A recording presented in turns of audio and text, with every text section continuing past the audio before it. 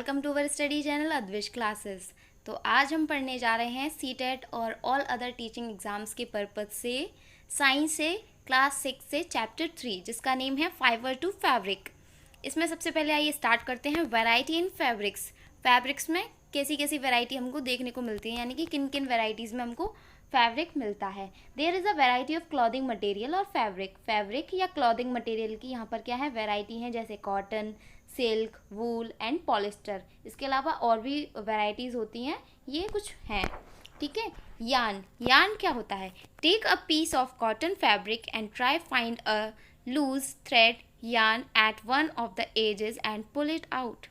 आप क्या कीजिए, एक कॉटन फैब्रिक है उसका एक पीस लीजिए और उसमें से उसके किनारे से एक धागे को निकालने की कोशिश कीजिए।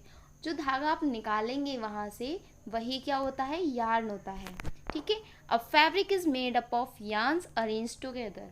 और जो फैब्रिक यानी कि जो कपड़ा बना हुआ होता है वो किससे बना हुआ होता है? यार्न्स जो आपस में क्या होते हैं, अरेंज होते हैं, उनसे मिलकर बना हुआ होता है। फाइबर्स, ये फाइबर्स क्या होते हैं?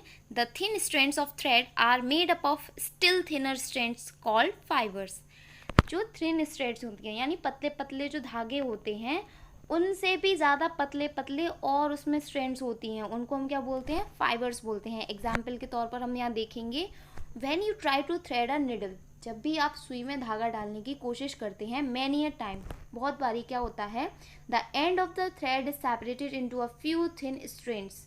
जो एंड होता है धागे का, जो हम सुई में धागे डालने की कोशिश करते हैं, वो क्या होता है और पतले पतले स्ट्रैंड्स में बट जाता है। This makes it difficult to pass the thread through the eye of the needle. जो सुई का छेद होता है, जो आई ऑफ द निडल होती है, वहाँ पे क्या हो जाती है, धागा उसमें डालने में हमें फिर इसकी वजह से क्या होती है, मुश्किल होती है, क्योंकि वो धागा और पतले पतले स्ट्रैंड्स में बट जाता है। जो ये पतले पतले स्ट्रैंड्स होते हैं इनको क्या बोलते हैं? Fibres. Fabrics are made up of yarns and yarns are further made up of fibres. तो यहाँ पर जो फैब्रिक्स हैं वो किसके बने होते हैं? यार्न के बने होते हैं। और यार्न किससे बना हुआ होता है? फाइबर्स से। यानी कि स्टार्टिंग कहाँ से होती है? फाइबर्स से यार्न बनते हैं और यार्न से हमारा फैब्रिक यानी कि कपड़ा बनता है। लेकिन अब ये फाइबर्स कहाँ से आते हैं, इनके बारे में जानेंगे। फाइबर्स कहाँ से आते हैं? The fibre of some fabrics such as cotton, jute, silk and wool are obtained from plants and animals. These are called natural fibres.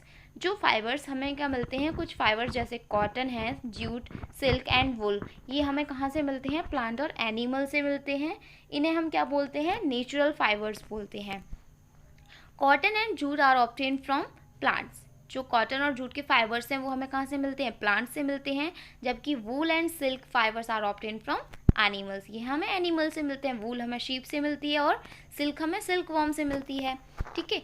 In the last 100 years और so fibres are also made from chemical substances. कुछ पुराने 100 सालों से क्या हो रहा है कि फाइबर्स केमिकल सब्सटेंसेस से भी बनती हैं, which are not obtained from plant और एनिमल, जो कि हमें प्लांट और एनिमल सोर्स से नहीं मिलती हैं। These are called synthetic fibres. तो हम इन फाइबर्स को क्या बोलते हैं? सिंथेटिक फाइबर्स बोलते हैं। सिंथेटिक फाइबर्स जैसे कि पॉलिस्टर, नायलॉन या एक्रिलिक, ये हमारी सिंथेटिक फाइबर्स हो गई, ठीक। इसके बाद आते हैं सम प्लांट फाइबर्स के बारे में बात करेंगे, यानी कि जो हमारे नेचुरल फाइबर्स हैं उसमें से प्लांट फाइबर्स के बारे में बात करेंगे। Cotton plants are usually grown at places having black soil and warm climate. जो कॉटन प्लांट्स हैं वो यूजुअली कहाँ ग्रो होते हैं? जहाँ काली मिट्टी होती है और गर्म जो होता है वातावरण होता है वहाँ का, ठीक है, वहाँ कॉटन उगाई जाती है। From cotton balls cotton is usually picked by hand. Cotton ball से कॉटन क्या होती है? हाथों के द्वारा पिक की जाती है, तोड़ी जाती है। Fibres are then separated from the seeds by combing. और उसके बाद फाइबर्स जो हैं उसमें से क्या किया जाता है, यानी कि जो कॉटन की बॉल्स हैं उसमें से सीड्स को अलग किया जाता है, किसकी मदद से? कॉम्बिंग करके, ठीक है। This process is called ginning of cotton. इस प्रोसेस को क्या बोलते हैं? Ginning of cotton. Ginning of cotton कौन सा प्रोसेस होता है? जिसमें फाइबर से सीड्स को अलग किया जाता है, ठीक है, कॉम्बिंग के द्वारा। Ginning was traditionally done by hand. जो गिनिंग है वो ट्रेडिशनली वैसे तो हाथों के द्वारा होती है दीज डेज, लेकिन इन दिनों में machines are also use for ginning. Machines भी यूज़ की जा रही हैं गिनिंग के लिए, ठीक। इसके आगे आते हैं jute. Fibre is obtain from the stem of jute plant. Jute fibre हमें कहाँ से मिलता है? जूट प्लांट से मिलता है। It is cultivated during the rainy season. ये कब कल्टिवेट किए जाते हैं? रेनी सीजन के दौरान। In India jute is mainly grown in West Bengal, Bihar and Assam. India में जो मेनली जो जूट है वो कहाँ मिलती है? हमें वेस्ट बंगाल, बिहार और आसाम में ये उगाई जाती हैं।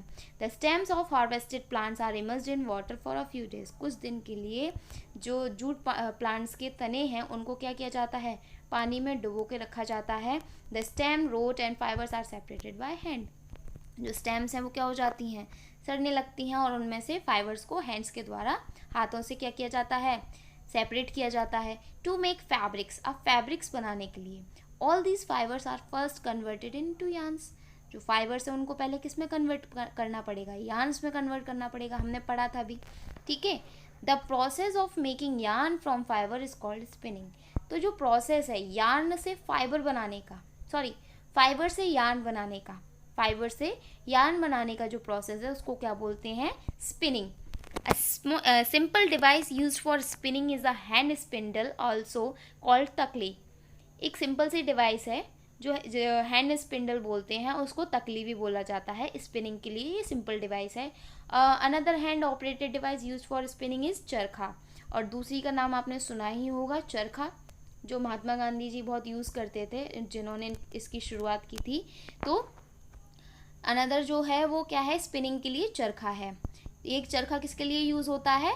फाइबर से यार्न बनाने के लिए, ठीक है। Spinning of yarn on a large scale is done with the help of spinning machines. जो यार्न की स्पिनिंग है वो लार्ज स्केल पर अगर की जाती है तो वो स्पिनिंग मशीन्स के द्वारा भी की जाती है। After spinning yarns are used for making fabrics. और स्पिनिंग के बाद जो यार्न्स होते हैं वो किसके लिए यूज़ किए जाते हैं? फिर फैब्रिक्स बनाने में यूज़ किए जाते हैं। यार्न टू फैब्रिक, अब यार्न से फैब्रिक कैसे बनता है? The two main processes are weaving and knitting. वैसे तो कई प्रोसेसेस हैं, लेकिन तो जो दो मेन प्रोसेस हैं वो हैं वीविंग और निटिंग। वीविंग क्या होता है? The process of arranging two sets of yarn together to make a fabric is called weaving. दो यार्न लेने हैं, यानी कि दो सेट होने चाहिए यार्न के, और उनको अच्छे से अरेंज किया जाए आपस में, उस प्रोसेस को क्या बोलते हैं? वीविंग बोलते हैं, फैब्रिक बनाने के लिए, ठीक है। Weaving of fabric is done on looms. ये लूम्स पर किया जाता है, और लूम्स या तो हो सकती है हैंड ऑपरेटेड, यानी कि लूम्स पर हाथों से भी फैब्रिक्स बनाई जाती हैं, या फिर जो हो पावर ऑपरेटेड, यानी कि इलेक्ट्रिसिटी से चलने वाले भी लूम्स होते हैं, ठीक। इसके बाद आते हैं knitting. In knitting a single yarn is use to make a piece of fabric. Knitting में क्या होता है? ओनली एक यार्न, यानी कि सिंगल यार्न यूज़ होता है फैब्रिक का पीस बनाने के लिए। जबकि वीविंग में क्या होता था? वीविंग में दो सेट्स लिए जाते थे यार्न के, और उनको आपस में अरेंज करके बनाया जाता था फैब्रिक, ठीक। डिफरेंस आपको समझ में आ गया। इसके बाद socks and many other clothing items are made up of knitted fibres. जो सॉक्स हैं या इसी तरीके की और जो क्लॉथिंग आइटम्स हैं वो किससे बनी होती हैं? नेटेड फाइबर से, यानी कि उसमें सिर्फ सिंगल यार्न यूज़ होता है। Knitting is done by hand and also on machines. Knitting भी क्या होता है? हैंड से और मशीन दोनों के द्वारा किया जाता है। इसके बाद आते हैं history of clothing material. Clothing material का इतिहास जानेंगे। In ancient time people use the bark and big leaves of trees और animals skin and furs to cover themselves. पुराने समय में लोग क्या करते थे कि पेड़ की छाल या पेड़ की बड़ी बड़ी पत्तियाँ या फिर एनिमल्स की स्किन या फर को यूज़ करते थे अपने आप को कवर करने के लिए, ठीक है। द अर्ली इंडियंस वोर fabrics made out of cotton. जो अर्ली इंडियंस हैं वो क्या पहनते थे? फैब्रिक्स पहनते थे जो कि कॉटन की होती थी। That grew in the region near the river Ganga. और वो कॉटन कहाँ उगती थी? रिवर गंगा के पास के रीजन में। Flax is also a plant that gives natural fibres. Flax भी एक प्लांट है जो नेचुरल फाइबर्स देता है। In ancient Egypt cotton as well as flax were cultivated near the river Nile and were used for making fabrics. Ancient Egypt में क्या होता है? जो कॉटन है और फ्लैक्स दोनों ही कल्टीवेट की जाती थी। कहाँ पर? रिवर नील के पास, और उनको यूज़ किया जाता था फैब्रिक्स बनाने के लिए। With the invention of the sewing needle people started stitching fabrics to make clothes. लेकिन जैसे ही हमारी क्या हुई? सिलने वाली सुई का इन्वेंशन हुआ, खोज हुई, तो पीपल क्या करने लगे? फैब्रिक्स को सिलने लगे और उनसे क्लॉथ्स बनाने लगे।